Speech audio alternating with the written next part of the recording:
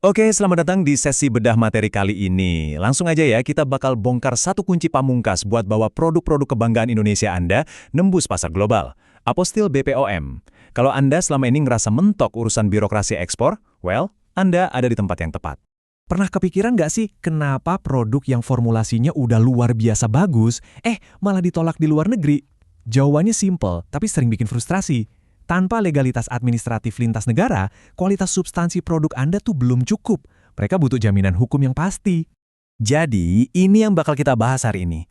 Mulai dari tantangan ekspor global, apa itu apostil BPOM, dokumen apa aja yang perlu disiapkan buat pasar global, negara mana aja yang mengakui apostil ini, langkah kepatuhan hukumnya, sampai strategi kepatuhan global Anda. Kita akan lihat gimana caranya mengubah birokrasi yang ribet ini jadi semacam master key buat sukses ekspansi Anda. Bagian 1.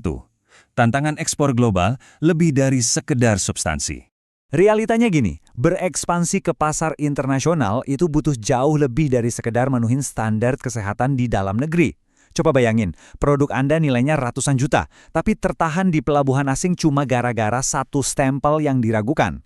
Kenapa bisa gitu? Soalnya regulator di luar sana nggak cuma peduli sama bahan atau formula produk Anda. Mereka butuh bukti mutlak kalau dokumen BPOM Anda itu punya kekuatan hukum yang sah di yurisdiksi mereka.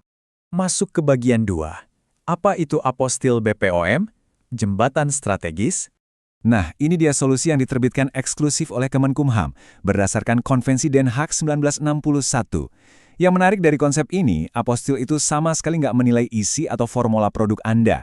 Benar-benar murni memverifikasi bahwa tanda tangan pejabat BPOM, kapasitas jabatannya, dan stempel resmi di dokumen Anda itu 100% otentik alias asli. Udah, itu aja fokusnya.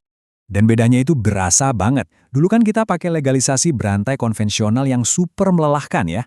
Harus bolak-balik ke Kemenkumham, lanjut ke Kementerian Luar Negeri, belum lagi urusan kedutaan asing. Nah, apostil ini memangkas itu semua. Ini murni proses satu langkah yang jauh lebih streamlined langsung lewat Kemenkumham. Bayangin aja berapa banyak waktu, biaya, dan pastinya sakit kepala yang bisa Anda hemat. Lanjut ke bagian 3, dokumen untuk pasar global. Perangkat esensial.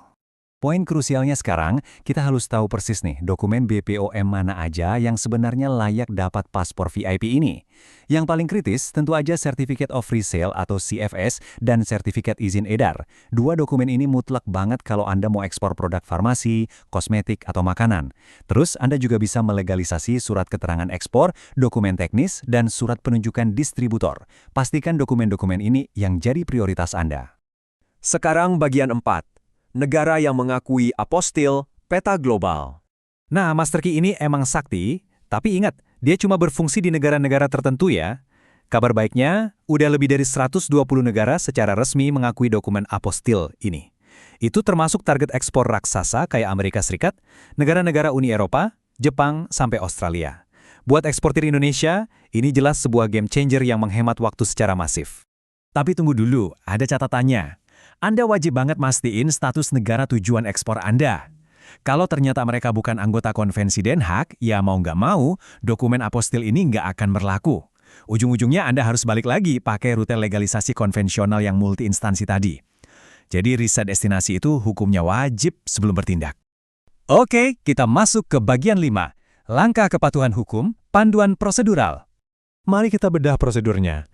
Sebelum Anda mengajukan, pastikan dulu urusan administratifnya udah benar-benar rapih. Dan ini yang paling penting nih, tanda tangan pejabat BPOM di dokumen Anda itu harus, saya ulangi, harus sudah terdaftar di database spesimennya Kemenkumham. Kalau ternyata belum, wah pengajuan Anda dijamin bakal mandek.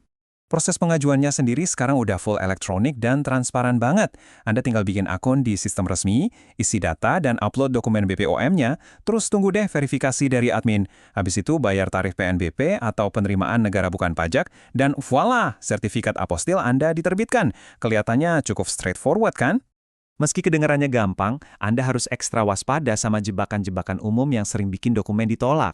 Hal-hal simpel kayak nama perusahaan yang nggak match, salah ketik waktu input data, atau tanda tangan pejabat BPOM yang ternyata belum terverifikasi di sistem Kemenkumham.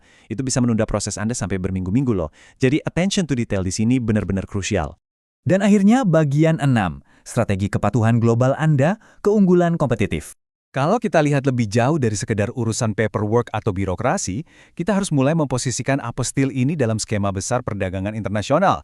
Sistem ini sejatinya adalah fondasi buat mitigasi resiko global Anda. Dia bisa mempercepat registrasi produk di luar negeri, menurunkan resiko penolakan secara drastis, dan yang paling penting, ngasih kepastian hukum yang mutlak buat distributor dan mitra internasional Anda. Jadi, alih-alih menganggap ini cuma rintangan birokrasi yang bikin pusing, cobalah sadari nilai sejatinya. Apostil BPOM ini benar-benar berfungsi sebagai jembatan hukum yang menghubungkan regulasi nasional kita secara langsung ke dalam ekosistem hukum internasional.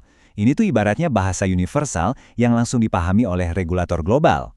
Nah, sebagai penutup, pertanyaan pamungkas yang harus Anda tanyakan pada diri sendiri saat ini adalah, akankah Anda membiarkan masalah administratif sepele menghalangi ambisi ekspansi global Anda? Ataukah Anda mau menguasai penggunaan apostil BPOM ini buat dengan pede ngebuka pintu-pintu pasar internasional? Pilihan ada di tangan Anda.